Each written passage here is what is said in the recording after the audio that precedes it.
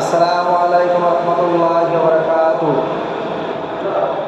মেয়েদের বিষয়ে দুই চার কথা বলি, মেয়েরা ভালোভাবে শুনিয়েন।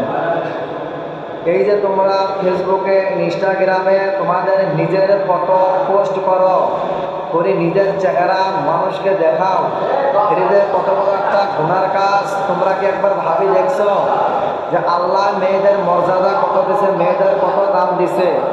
যে মেয়ে নিজের দাম বুঝে যে আমার দাম আল্লাহ কত দিছে, সে মেয়ে কোনো দিনও ফেসবুকে বা ইনস্টাগ্রামে কোনো জায়গাটায় নিজের ফটো পোস্ট করবেন না, নিজের চেহারা কেউকে দেখাবেন না।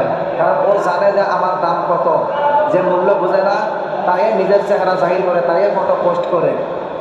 আর চরিত্রহীন মেয়ে ছাড়া তাদেরকে কিছুই বলা যায় না। আর চরিত্রহীন মেয়েরাই এই ধরনের কাজ করে। যারা চরিত্রবান মেয়ে তারা কোনো দিনও এরকম ধরনের কাজ করবেন না।